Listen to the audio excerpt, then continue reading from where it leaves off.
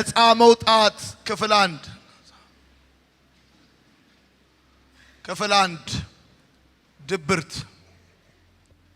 ድብርት በተለይ ደግሞ በዚህ ዘመን ብዙዎች እየተቸገሩበት ያለ ጉዳይ፣ ብዙዎች እየተሰቃዩበት ያለ ጉዳይ፣ በአደባባይም የማይነገር ብዙ ሰዎችም ብዙ የማይሉበት ነገር ቢኖር ለብዙ ወጣቶች መሞት ምክንያት፣ ለብዙ ወጣቶች በሱስ ለመግባታቸው ምክንያት ዋንኛው ድባቴ እንደሆነ እንድታቁ ፈልጋለሁ።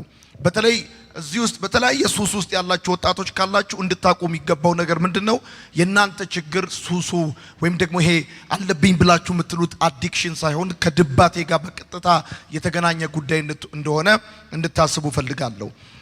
በመጀመሪያ ይሄን ሐሳብ ድባቴ የሚለውን ድብርት የሚለውን ዲፕሬሽን የሚለውን ሐሳብ የምንነጋገረው ከመጽሐፍ ቅዱስ አንፃር ብቻ እንደሆነ እንዲታወቅ እፈልጋለሁ።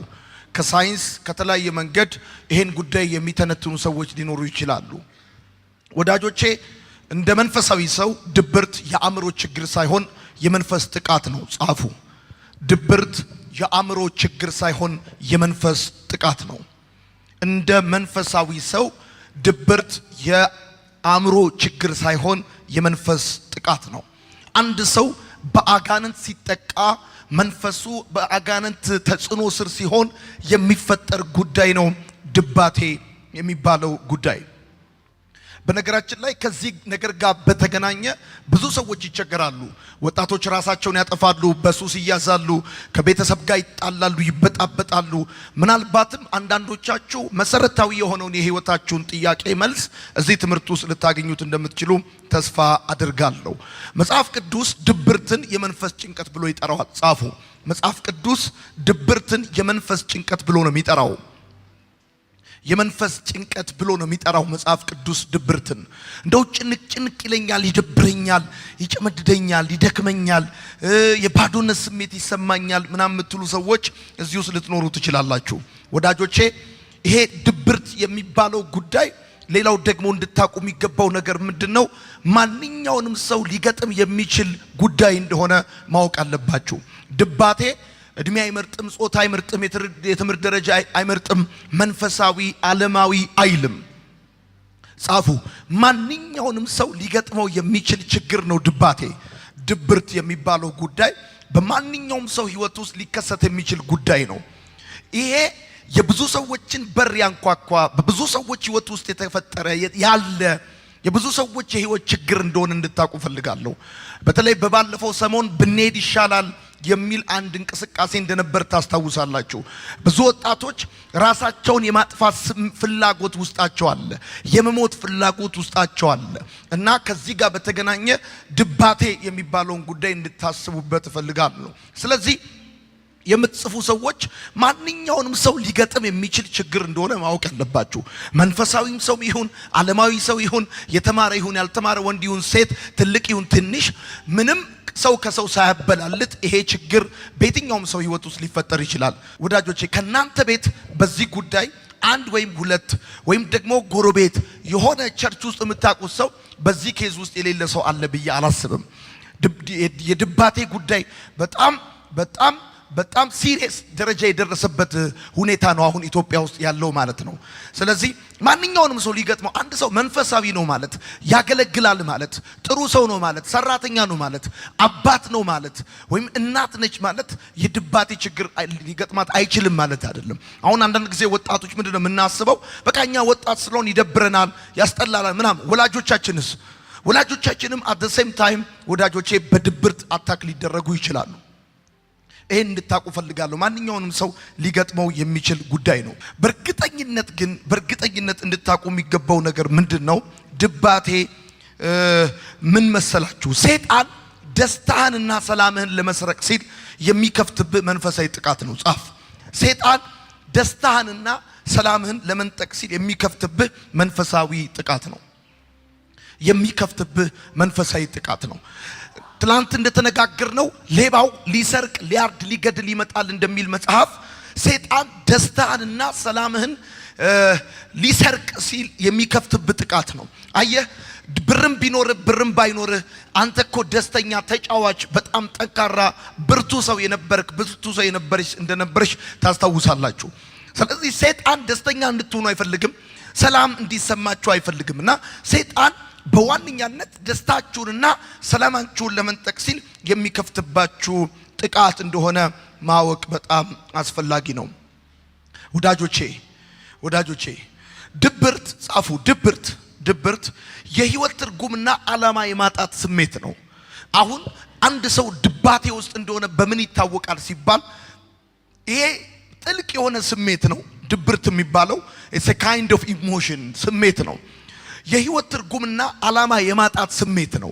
አንድ ሰው ህይወት ትርጉም ሲጠፋበት መሽቶ ዝም ብሎ ቀኑ ሲነጋ ነግቶ ሲመሽ መብላትና መጠጣት ወጥቶ መግባት መተኛትና መነሳት ብቻ የድባቴ የሚባለው ጉዳይ የህይወት ትርጉም ማጣት የህይወት ዓላማ የማጣት ስሜት ነው። ለምንድነው የምኖረው ምድር ላይ? ለምንድነው በዚህ ምድር ያለሁት የሚል ጥያቄ ሰዎች ውስጥ ይፈጠራል። ስለዚህ ከዚህ አንፃር ብዙ ሰዎች በህይወት ትርጉም ማጣት ውስጥ ይገባሉ። ወዳጆች እዩኝ ነን ሰዎች ከመሬት ተነስተው ከሚወዷቸው ቤተሰቦች ተለይተው ራሳቸውን ለማጥፋት አይነሳሱም። በብዙ ሰዎች ህይወት ውስጥ ብትጠይቁ ለምንድነው የምትኖረው የምትኖርበት ዓላማ ምንድነው ስትሉት እንደዚህና እንደዚያ ብሎ ካልመለሰላችሁ ምናልባት ድባቴ ውስጥ ያለ ሰው ምናልባት ለምሳሌ ብርድ የመስታው ሰው ላብላብ ይለዋል ወይም ብርድ ይለዋል ወይም ይቆረጣጥመዋል ወይ ደግሞ ያስለዋል ራስ ምታት ሊያመው ይችላል ምናምን።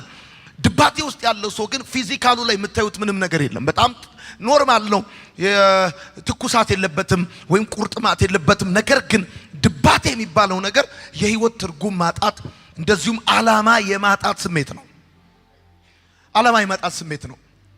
እንደው ዝም ብሎ ክረምት በጋው ሲፈራረቅ መሽቶ ሲነጋ ተኝቶ ሲነሱ በልተው ተመቃ ህይወት ትርጉም ሲያጣ አይነት ስሜት የሆነ ማለት ነው። ቀጥላችሁ ጻፉ። ድባቴ የባዶነትና የተስፋ መቁረጥ ስሜት ነው። የባዶነትና የተስፋ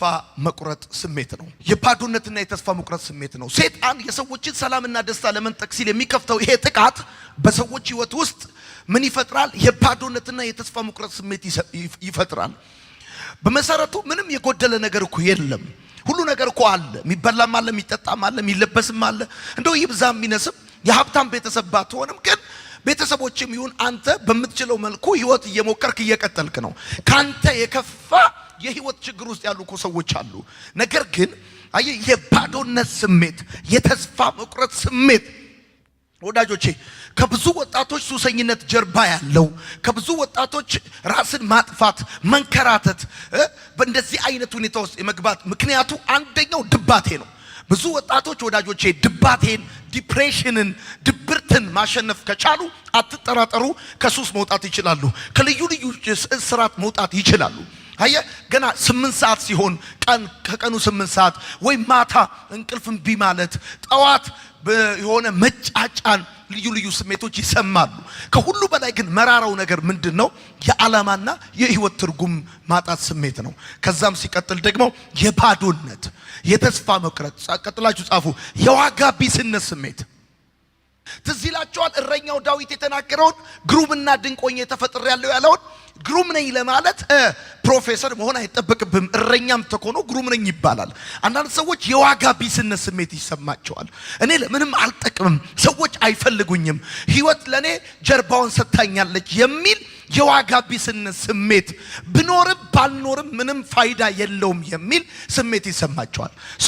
ድባቴ የሚባለው ጉዳይ ቅድም እንደነገርኳችሁ ልክ እንደ ብርድ፣ እንደ ኩላሊት፣ እንደ HIV ወይ እንደ ስኳር በምናምን ለክታችሁ የምታገኙለት ስጋዊ ምልክት የለውም። ነገር ግን ኢሞሽን በስሜታችሁ ላይ የዋጋ ቢስነት፣ የተስፋ መቁረጥ፣ የባዶነት፣ የህይወት ትርጉም ማጣት፣ የዓላማ ማጣት ስሜት እንደዛ አይነት ነገር ይሰማችኋል የምትጽፉ ሰዎች። ድባቴ የነፍስ ጨለማ ነው። ነፍስ ማለት ዕውቀት፣ ፍቃድ፣ ስሜት ማለት ነው። ነፍስ ማለት እኮ ዕውቀት፣ ፍቃድ፣ ስሜት ማለት ነው። ነፍስ ማለት ዕውቀት ፕላስ ፍቃድ ፕላስ ስሜት ማለት ነው። ነፍስ ማለት የአንድ ሰው ነፍስ ማለት ዕውቀቱ ፍቃዱና ስሜቱ ማለት ነው። ስለዚህ ድባቴ የሚባለው ነገር ምንድነው? የነፍስ ጨለማ ነው። የአንድ ሰው ዕውቀት፣ የአንድ ሰው ፍቃድ፣ የአንድ ሰው ስሜት አንድ ዳርክነስ ሲሆን በጨለማው ሲሆን ማለት ነው ድባቴ ማለት። የምትጽፉ ሰዎች ቀጥላችሁ ጻፉ። ከመለኮት ጋር የመቆራረጥ ስሜት ነው ድባቴ። ከመለኮት ጋር የመቆራረጥ ስሜት፣ ከእግዚአብሔር ጋር ያለህ ግንኙነት ቶታሊ እንደተቋረጠ ይሰማሃል። ሰው በዲፕሬሽኑ ሲገባ ወይም በድባቴ ሲጠቃ ከእግዚአብሔር ጋር ያለው ግንኙነት እንደተቋረጠ ይሰማዋል። በእርግጠኝነት እነግራችኋለሁ አንድ ነገር ለማቆም መፍትሄው ሌላ ነገር መጀመር እንጂ ያንን ነገር ለማቆም ግብ መግጠም አይደለም። እደግመዋለሁ። አንድ ነገር ለማቆም መፍትሄው ሌላ ነገር መጀመር ነው እንጂ ያንን ነገር ለማቆም ግብ አይደለም መፍትሄው። በነገራችን ላይ በደንብ አድርጋችሁ ስሙኝ። አንድ ነገር ለማቆም መፍትሄው ሌላ ነገር መጀመር ነው። አሁንም ደግመዋለሁ። ለምን መሰላችሁ?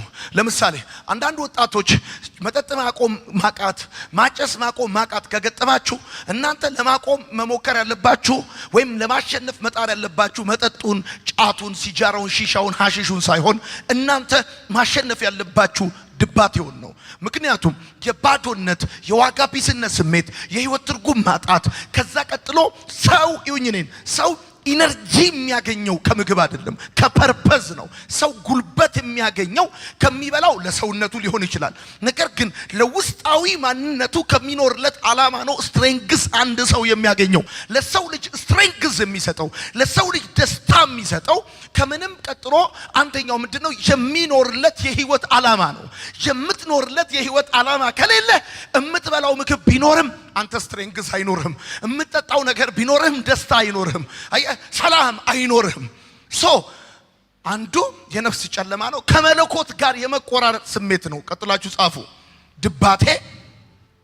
ድባቴ የተራዘመ የሐዘንና የዝቅተኝነት ስሜት ነው። የሐዘንና የዝቅተኝነት ስሜት ነው። ለአንድ ቀን፣ ለሁለት ቀን፣ ለሶስት ቀን፣ ለአንድ ሳምንት፣ ለሁለት ሳምንት፣ ለሶስት ሳምንት፣ ለአንድ ወር ይሄው እናት ሞታ አባቱ ሞቶ ከጮኛ ተለያይተ ቢዝነስ ተበላሽቶ የጠበቀው ነገር ቀርቶ ማዘንና ከአራት ወር በላይ የተራዘመ ሐዘን ውስጥ መሆን ይለያያሉ። ሰዎች ከአራት ወር በላይ የተራዘመ ሐዘን ውስጥ ከሆኑ በድባቴ የተጠቁ ናቸው።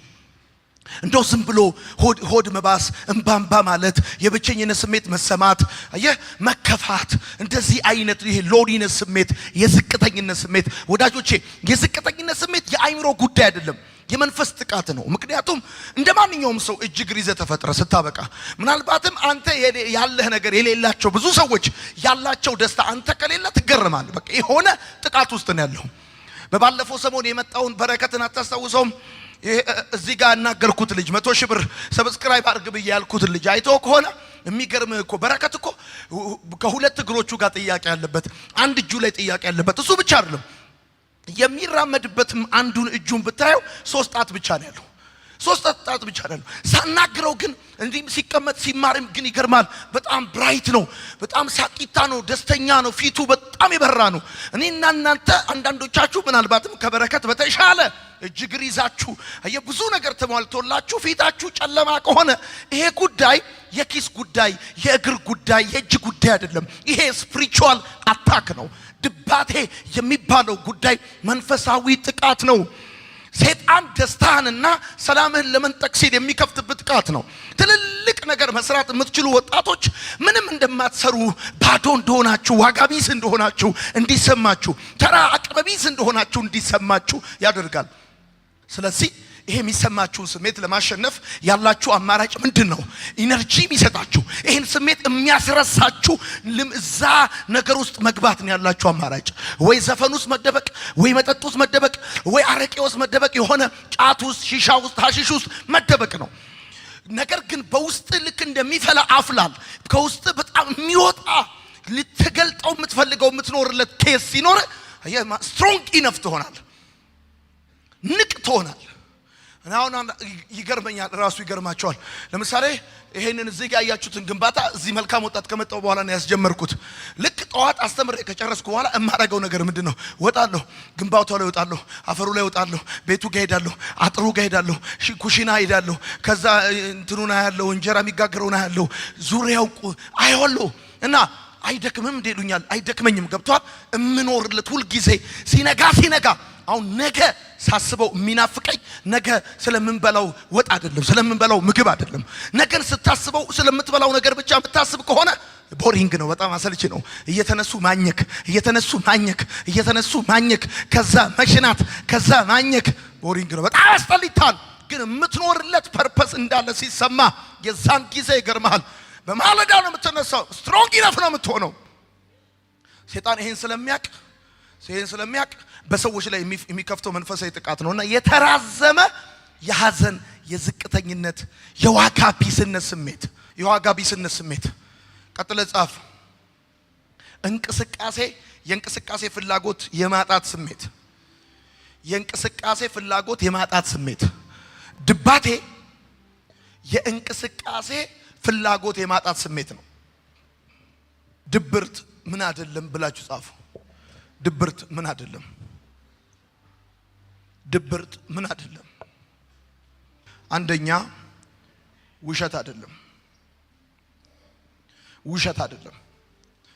ማንኛውም ሰው በድብርት ሊጠቃ ይችላል ወንድ ይሁን ሴት ትልቅ ይሁን ትንሽ መንፈሳዊ ይሁን ዓለማዊ ማንም ይሁን በድባቴ ሊጠቃ ይችላል ደግሞ አንድ ሰው በድባቴ እንደተጠቃ መታቀው ምንድነው ሰይጣን አታክ ሲያደርገው ምንድነው የሚሆነው ይሄ የመኖር ፍላጎት ማጣት የእንቅስቃሴ ፍላጎት ማጣት ከዛም ሲቀጥል ደግሞ ይሄ ዋጋ ቢስነት ስሜት የባዶነት ስሜት የህይወት ዓላማና ትርጉም የማጣት ስሜት ማንኛውም ሰው ሊሰማው ይችላል እና ይሄው 4 ወርና ከዛ በላይ አንዳንድ ጊዜ በነገራችን ላይ ድባቴ ከወንዶች ይልቅ ሴቶችን ያጠቃል ከሴቶችም ይልቅ ደግሞ እድሜያቸው ከ19 እስከ 29 የሆነው እድሜ 30 ድረስ የሆነውን ያጠቃል ሁሌም አለ በየትኛውም እድሜ ክልል ውስጥ አለ እንደው በእድሜ ስትመለከቱት ማለት ነው ምክንያቱም ሰይጣን ወርቃማውን የህይወት ጊዜያችሁን መቀማት ስለሚፈልግ በዋነኛነት በዛ ጎልደን ታይም ላይ ነው ይሄንን የድባቴ ጥቃት በሰዎች ላይ የሚሰነዝረው በደንብ አድርጋችሁ ስሙኝ አንድ ሰው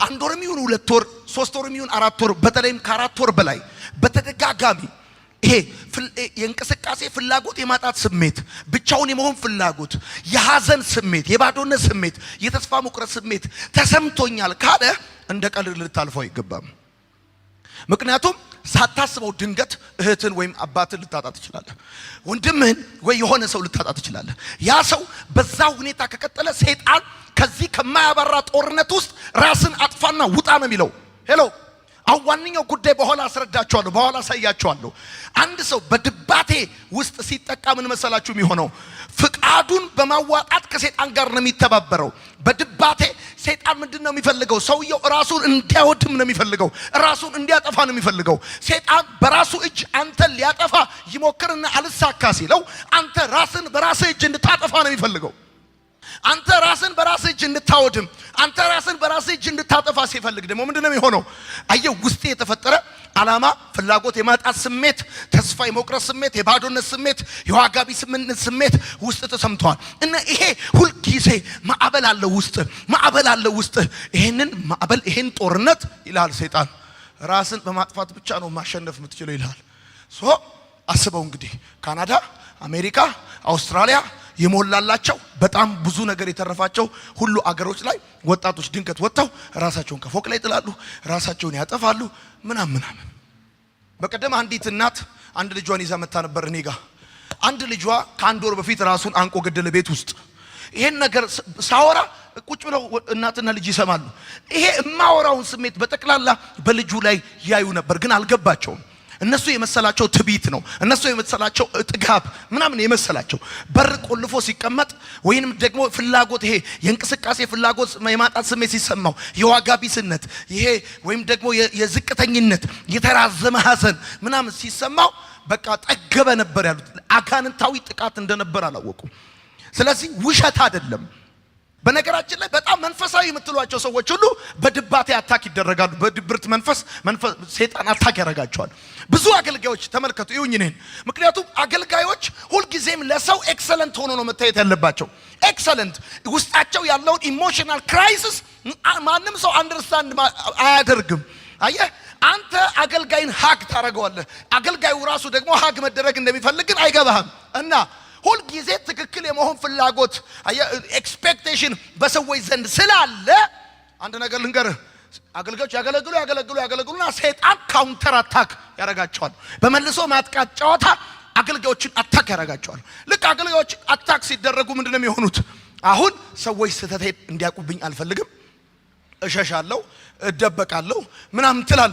የዋጋ ቢስነት የተስፋ መቁረጥ የባዶነት ስሜት ይሰማል ስለዚህ በደም ተመልከተኝ ህዝቡ ደግሞ ቅንጣት ታክል ጥፋት አጥፍተ ካገኘ ኮብልስቶን ይዞ ነው የሚወጣው ስለዚህ እያለ ብዙ አገልጋይ ተደብቆ የሚጠጣው የሆነ ነገር የሚሆነው ብዙ መንፈሳዊ ምትላቸው ሰዎች ከቸርች የሚወጡት የማይሆን ልምምድ ውስጥ የሚገቡት በድባቴ አታክ ስለሚደረጉ ነው ውስጣቸው የዋጋ ቢስነት ስሜት አገልግዬ ተጥያለሁ የማለት ስሜት እርካታ የማጣት ስሜት መንፈሳዊ ጥቃት ነው ስፒሪቹዋል አታክ ነው ሰው ደግሞ ተባብሮ አብሮ ከሰይጣን ጋር አብሮ ይቀጠቅጣል ለምንድን ነው ያልኩ መሰለ ይሄኝ ነው ከራ ውሸት አይደለም እውነት ነው ይሄንን ጉዳይ እኔ በአደባባይ ቆሜ መድረክ ላይ ስናገር አንዳንድ ሰዎች ምን አሉ እንዴት ስለ ድብርት መድረክ ላይ ያስተምራል አሉ እንዴት ስለ ድብርት ያስተምራል ይሄ እኮ ምናምን ብለዋል ይገርማል ግን የገዛ ልጆቻቸው በድባቴ አታክ እየተደረጉ መድኃኒት እየቃሙ ሐሺሽ እያጨሱ በየጓዳቸው ልጆቻቸውን ደብቀው